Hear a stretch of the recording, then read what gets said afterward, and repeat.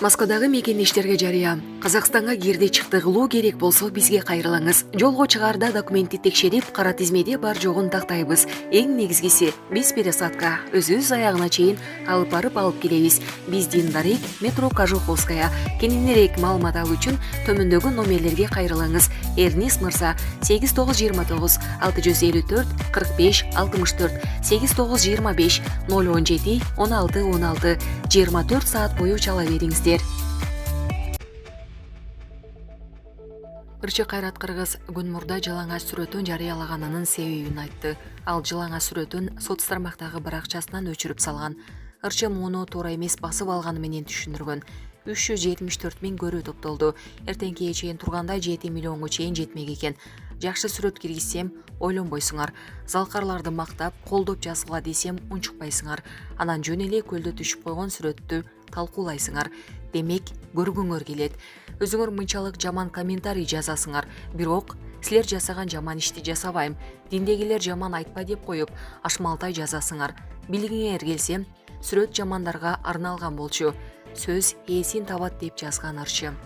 Эске сала кетсек, Кайрат Кыргыз көлдүн жээгинде жалаңаш түшкөн сүрөтүн кече 2 январь күнү сот тармактагы баракчасы аркылуу жарыялаган болчу. Муну менен Ырчы түрдүү талкууга жем таштаган. Булак супер кежи. Эмгек, социалдык коргоо жана миграция министрлигинин жетекчилиги министрликтин социалдык мекемелеринде текшерүү жүргүздү. Бул тууралуу министрликтин басма сөз кызматынан билдиришти. Кабарлангандай, Беловодск балдар психоневрологиялык социалдык стационардык мекемеси, Шопоков шаарындагы үй бүлө тибиндеги балдар үйү жана Сокулук районунун Малвону айылында жайгашкан майыптыгы бар адамдар үчүн Сокулук реабилитациялык борбору текшерилди. Анын жүрүшүндө азык-түлүк кампалары, кызмат алуучулардын жашоо шарты, социалдык мекемелердеги жылуулук жана жерлерде кадрлардын бар экендиги текшерилди деп айтылат билдирүүдө. Текшерүүдө бузуулар аныкталган жок, мекемелер штаттык режимде иштеп жатат. Булак супер кежи. Орус өкмөтү Казакстан менен Орус мунайынын Кытайга транзити боюнча келишимин узартты. Жаңы келишимге ылайык Ата суу Алашанкоо коору аркылуу Кытайга жылына 10 миллион тоннага чейин мунай ташылат. Мунай транзиттин Орусиялык Роснефть жана Казакстандык Казтранс Ойл компаниялары ишке ашырат. Документти колдонуу мөөнөтү 2034 жылдын 1 январына чейин узартылды. Маалымат үчүн айта кетсек, Орусия менен Казакстандын ортосундагы мунай транзити боюнча келишим 2014 жылдын 1 январынан тарта күчүнө кирген. Булак Назар Ньюс кежи. Америка кайрадан суу астында калды. Америка Кошмо Штаттарынын Калифорния штатында болгон сел апатында 2 адам каза болду. Бул тууралуу маалыматты ТРТ-нет билдирди. Сакраментодогу чукул жардам топтору селден улам чыга албай калган көптөгөн адамдарды тик учак менен коопсуз аймактарга жеткирди.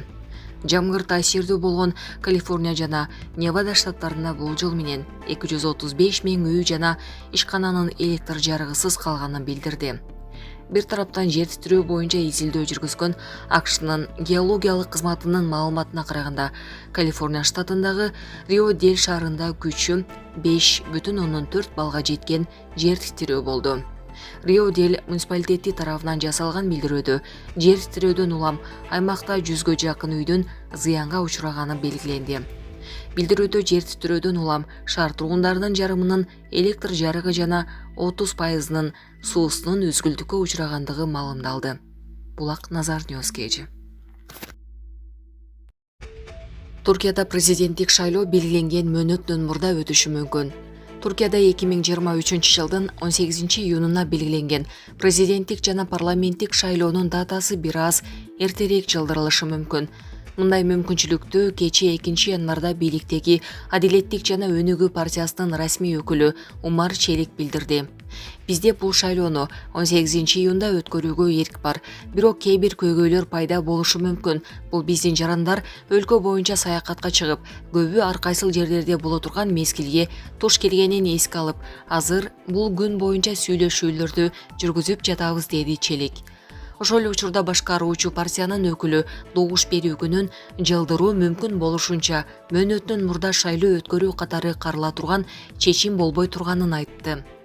Эгерде биз так чечим кабыл алсак, ал ушул датага карата өткөрүлөрүн сөзсүз билдиребиз. Бирок бул мөөнөтүнөн мурда шайлоо өткөрүүгө байланыштуу эмес, жөн эле жай мезгили болгондуктан мекенештерибиздин көбү эс алууга кетип, айыл чарба иштери кызуу жүрүп жаткан мезгилге байланыштуу дейт Челик.